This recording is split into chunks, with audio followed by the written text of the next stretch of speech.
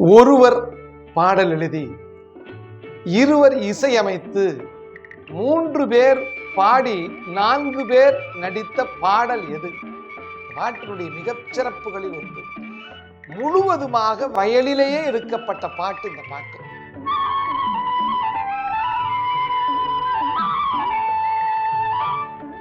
ஆயிரத்தி 1965 வெளியான படத்தில் இடம்பெற்ற பாடல். பீம்சிங் அவர்கள் இயக்கத்தில் நடிகர் திலகம் சிவாஜி கணேசன் அவர்களின் 101வது படம் பழனி. இந்த படத்தில் இருக்கக்கூடிய புதுமை என்ன தெரியுமா?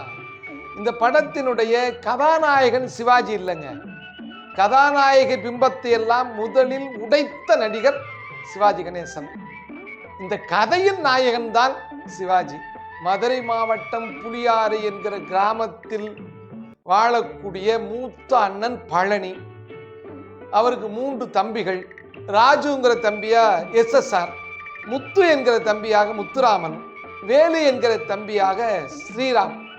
இப்படி 4 பேர் நடித்த பாடல்.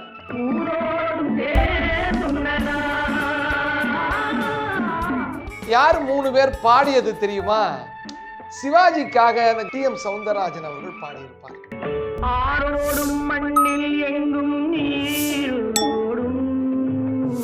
ரெண்டாவது தம்பி யார் அப்படின்னா கம்பீரமான SSR அவர்களுக்கு கம்பீரமான குரலில் பாடியிருப்பவர் சீர்காழி கோவிந்தராஜன் அவர்கள்.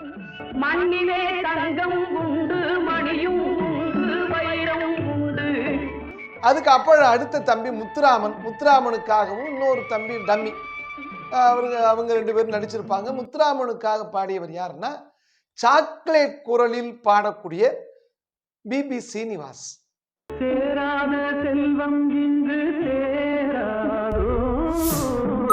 2 பேர் இசையமைத்திருப்பார்கள். யார் என்று சொன்னால் மெல்லிசை மாமன்னர்கள் விஸ்வநாதன், TK ராமமூர்த்தி.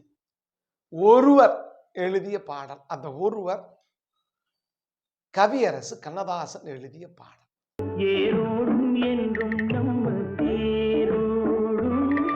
உழவினுடைய அருமையை போற்றக்கூடிய பாடல். இந்த பாடல் இருக்கக்கூடிய புதுமையான செய்திகளை தொடர்ந்து கொள்ள இந்த காணொளியின் கடைசி வரை பாருங்கள். பழனி படத்துல சிவாஜி கணேசன் செய்த புதுமை இருக்குங்க.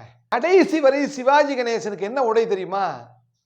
ஒரு அள்ளி முடிஞ்ச ஒரு தலைமுடி, ஒரு கசங்கிய வேட்டி, ஒரு கசங்கிய சட்டை, அவ்வளவுதாங்க.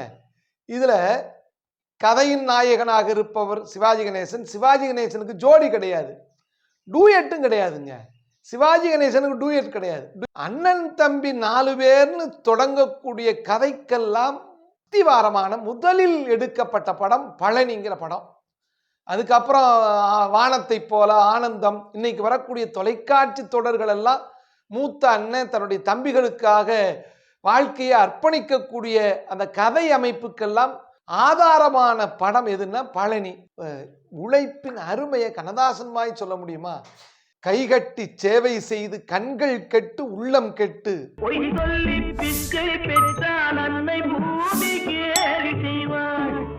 சொல்லி பிச்சை பெற்றாள் அன்னை பூமி கேலி செய்வாள்.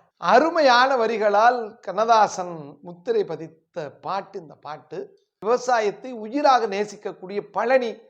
அந்த பாத்திரத்துல சிவாஜி கணேசன் சொல்லுவாரு, நம்முடைய உணவு தானியம் பட்டணம் போகலாமே ஒழிய நாம பட்டணம் போகக்கூடாது என்று சொல்வார். இப்ப இந்த பாட்டை பத்தி பார்ப்போம். உழவர்கள் செல்லக்கூடிய காட்சியை காப்பாங்க. ஔவையினுடைய அந்த பாடல் ஒலிக்கும். வரப்புயர நீர் உயரும், நீர் உயர நெல் உயரும், நெல் உயர குடி உயரும், குடி உயர கோல் உயரும், கோல் உயர கோன் உயர்வான் அப்படிங்கிற ஔவை பாட்டினுடைய அந்த கவிதை ஒலிக்கும். இந்த பாட்டு முழுவதும் வயலிலேயே எடுக்கப்பட்ட பாட்டுங்க. இந்த தொகையரா முடிஞ்ச உடனே மெல்லிசை மாமன்னர்கள் MS விஸ்வநாதன், TK ராமமூர்த்தி ரொம்ப அருமையா செஞ்சிருப்பாங்க. ஒரு ஃப்ளூட் இசை வரும் பாருங்க. உடனே TMS ஆரம்பிப்பாரு. அப்படி தன்முனைப்பு இல்லாம பழனியாக நடித்த சிவாஜி கணேசன் கையை தூக்கிட்டு பாடுவாரு. ஆரோடும் மண்ணில் எங்கும் நீரோடும், ஏரோடும் என்றும் நம்ம தேரோடும், ஊராடும் வேலை இல்லை யாரோடும் பேதம் இல்லை, ஊடோ ஊரோடு சேர்ந்துண்ணலாம்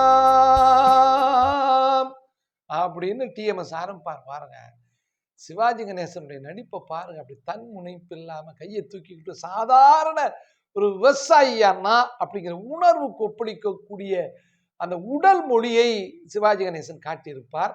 அடுத்த தம்பி SSRக்கு சீர்காழி கோவிந்தராஜன் குரல் கொடுத்திருப்பாரு. எப்படி பாட்டா அவர் ஆரம்பிப்பார்னா, கம்பீரமான குரல். SSR கொஞ்சம் மிடுக்கான ஒரு கோபக்காரர் படத்துல, மண்ணிலே தங்கம் உண்டு, மணியும் உண்டு, வைரம் உண்டு, கண்ணிலே காணச் செய்யும் கைகள் உண்டு, வேர்வை உண்டு, நெஞ்சிலே ஈரம் உண்டு, பாசம் உண்டு, பசுமை உண்டு, பஞ்சமும் நோயும் இன்றி பாராளும் வலிமை உண்டு அப்படிங்கிற போது அது சீர்காழி கோவிந்தராஜனுடைய குரல் ஓங்கி ஒலிக்குவேன். பஞ்சமும் நோயும் இன்றி பாராளும் வலிமை உண்டு. பஞ்சமும் நோயும் போக வேண்டும் என்று சொன்னால் அது உழவனின் கையில் தான் உள்ளது என்ற அந்த கண்ணதாசனுடைய வரிகள் அருமையானவை. அடுத்தது முத்துராமன், கொஞ்சம் மென்மையானவர். PBS பாடுவாரு, PB சீனிவாஸ் அவர்கள். அருட்பிரகாச வள்ளலார் சொல்வார், வாடிய பயிரை கண்டபோதெல்லாம் வாடினேன். பயிர் வாடினால் தன் உயிர் வாடுவதாக சொன்னார் வள்ளலார். ஏனென்று சொன்னால், பயிர் வாடினால் உணவில்லாமல் எல்லா உயிர்களும் வாடும். இது அப்படியே கண்ணதாசன் திரைமொழியாக்கி இருப்பார். அது சாதாரண தன் உழைப்பினால் விளைந்த பயிர் அல்ல, அதுவும் உயிர்.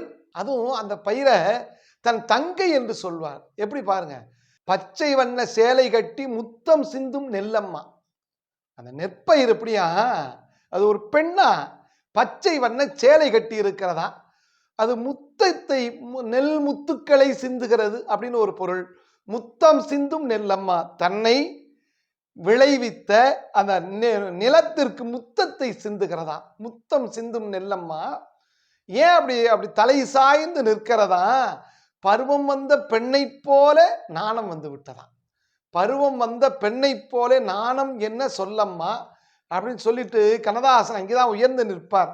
நீ ஏன் வெக்கப்படுற, நீ ஏன் கவலைப்படுகிறாய், நீ ஏன் தலை குனிந்து நிற்கிறாய், அண்ணன் தம்பிகளாக நால்வர் நாங்கள் இருக்கிறோம். அண்ணன் தம்பி நால்வர் உண்டு, என்ன வேண்டும் கேளம்மா. அண்ணன் தம்பி நால்வர் உண்டு, என்ன வேணும் கேளம்மா. அறுவடை காலம் உந்தன் திருமண நாளம்மா. அறுவடை காலம் உந்தம் திருமண நாளம்மா. அப்போ நாணத்தினாலே தலை குனிந்து இருக்கக்கூடிய பெண் போல தெரிகிறது பயிர். அந்த பயிரை பார்த்து நாங்க இருக்கோம், கவலைப்படாத, உன்னுடைய அறுவடை நாள் இருக்கிறது, அதுதான் உன்னுடைய திருமண நாள். பயிரை கூட உயிராக நேசித்த மனிதநேய மாண்பை, உயிர் நேயத்தை வள்ளலார் வழி கண்ணதாசன் தன் திரைமொழியில் காட்டியிருப்பார். PB சீனிவாசன் பாடியிருப்பார் பாருங்க. பச்சை வண்ண சேலை கட்டி முத்தம் சிந்தும் நெல்லம்மா, பருவம் வந்த பெண்ணை போலே நாணம் என்ன சொல்லம்மா. அண்ணன் தம்பி நால்வருண்டு, என்ன வேணும் கேளம்மா. அறுவடை காலம் உந்தன் திருமண நாளம்மா. திருமண நாளம்மா. போராடும் வேளை இல்லை, யாரோடும் பேதம் இல்லை, ஊரோடு சேர்ந்துண்ணலாமா. திருப்பி TM சௌந்தரராஜன் சிவாஜிக்காக குரல் கொடுத்திருப்பார்.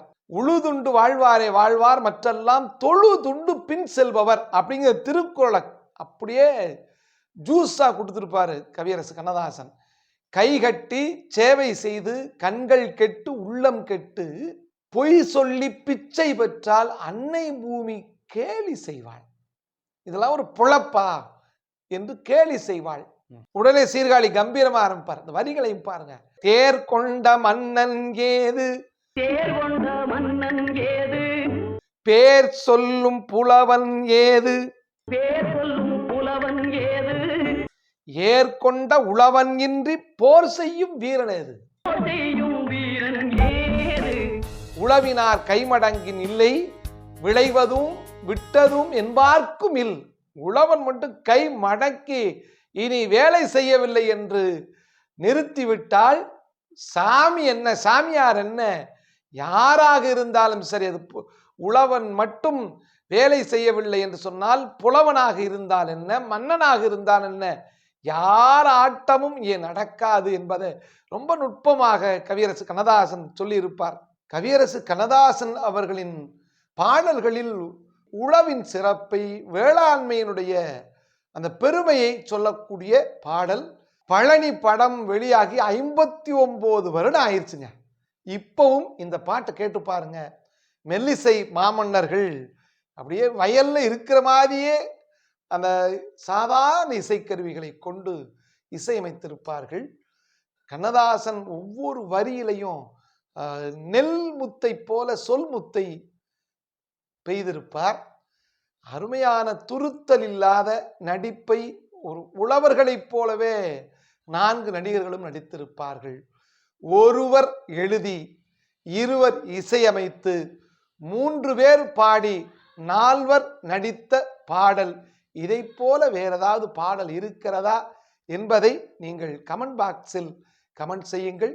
இதை போன்ற சுவையான செய்திகளை காண தொடர்ந்திருங்கள். தென்றல் தமிழ் வலைக்காட்சியோடு தொடர்ந்து செல்வோம், தொடர்ந்து வெல்வோம். நன்றி.